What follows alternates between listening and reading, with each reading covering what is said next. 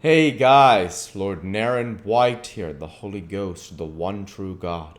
Back with you with the next video in my series reading Oliver Twist by Charles Dickens. Without further ado, returning to Oliver Twist as read by Lord Naren White.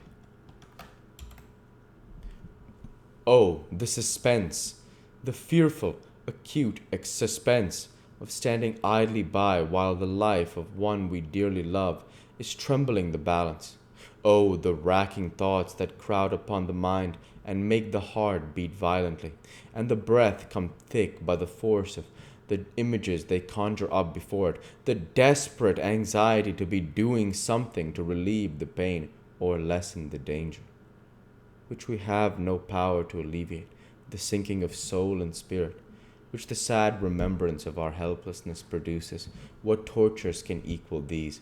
What reflections or endeavors can, in the full tide and fever of the time, allay them? Morning came, and the little cottage was lonely and still. People spoke in whispers, anxious faces appeared at the gate. From time to time, women and children went away in tears all the livelong day, and for hours, after it had grown dark, Oliver paced softly up and down the garden, raising his eyes every instant to the sick chamber, and shuddering to see the darkened window, looking as if death lay stretched inside. Late that night, Mr. Losberne arrived. "It is hard," said the good doctor, turning away as he spoke. "So young, so much beloved. But there is very little hope." Another morning, the sun shone brightly as if it looked upon no misery or care, and with every leaf and flower in full bloom about her, with life and health, and sounds and sights of joy. Surrounding her on every side, the fair young creature lay, wasting fast. Oliver crept away to the old churchyard, and sitting down on one of the green mounds, wept and prayed for her in silence.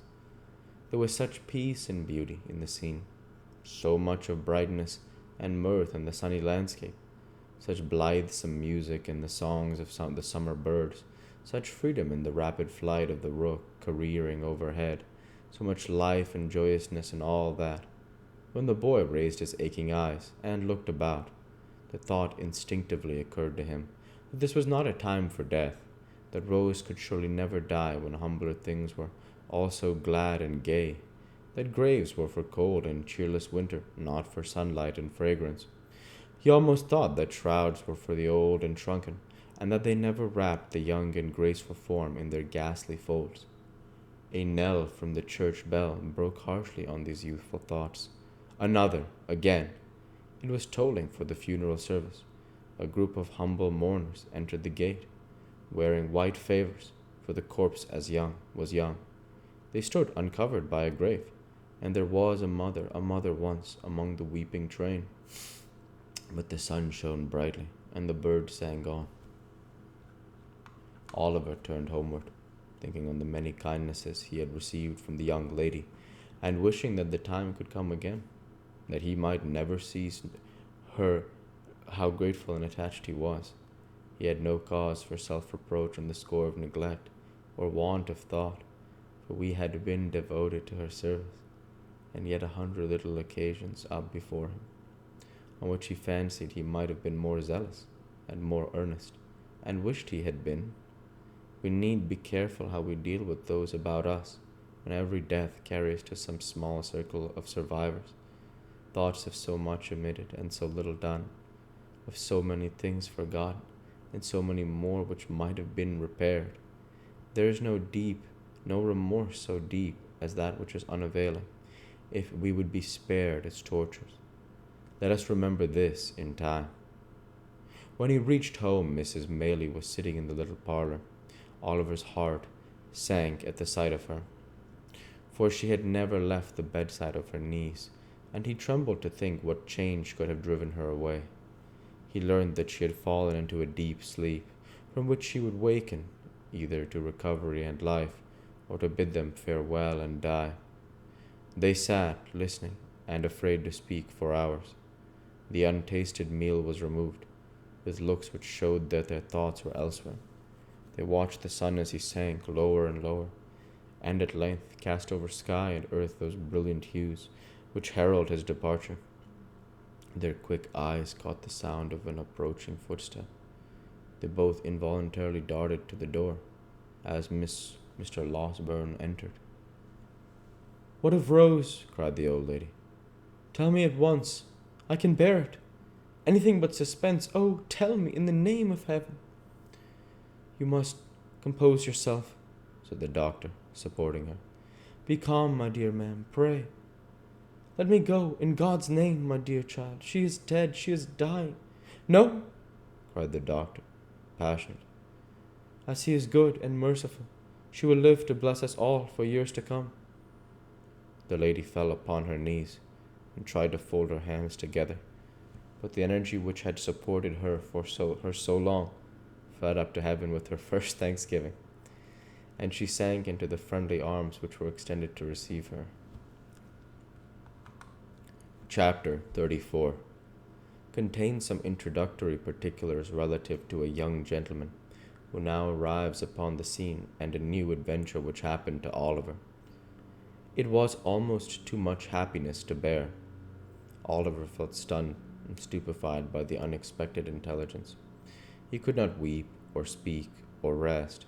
He had scarcely the power of understanding that anything had passed, until a long ramble in the quiet evening air, a burst of tears came to his relief, and he seemed to awaken, all at once, to a full sense of the joyful change that had occurred, and the almost insupportable load of anguish which had been taken from his breast.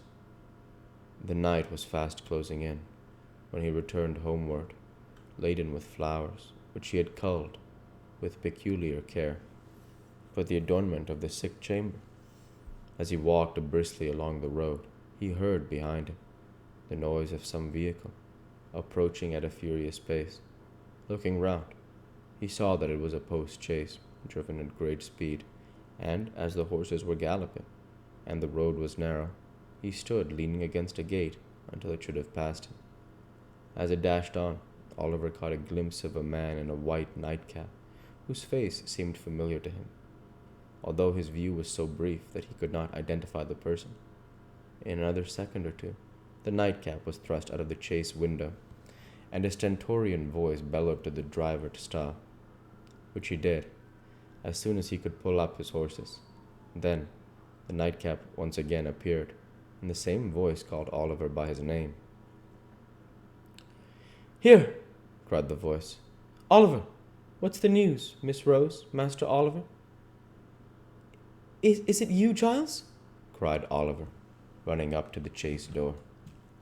Giles popped out his nightcap again, preparatory to making some reply, when he was suddenly pulled back by a young gentleman who occupied the other corner of the chaise, and who eagerly demanded what was the news.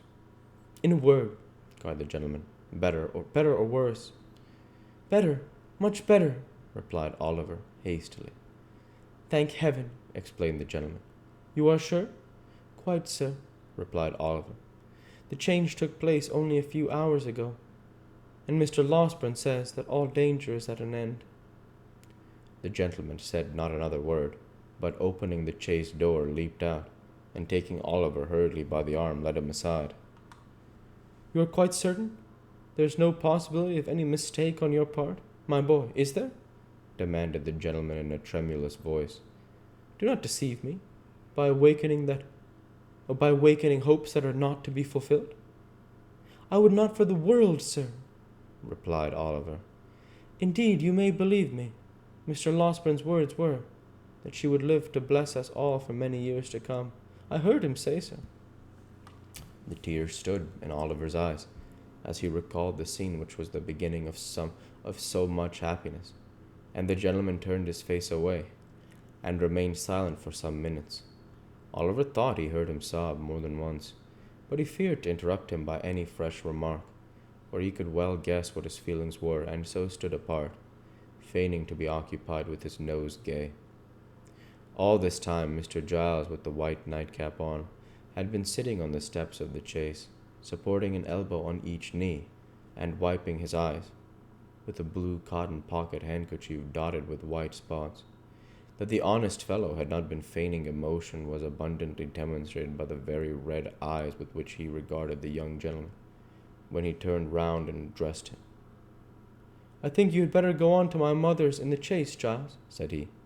"I would rather walk slowly on, so as to gain a little time before I see her. You can say I am coming." "I beg your pardon, Mr. Harry," said Giles, "and we'll go ahead and stop there for this week. As usual, I want to say thank you for watching, and I hope you enjoyed. Please like, comment, and subscribe, as it greatly helps the channel. Light be with you all. Take care, and thanks again.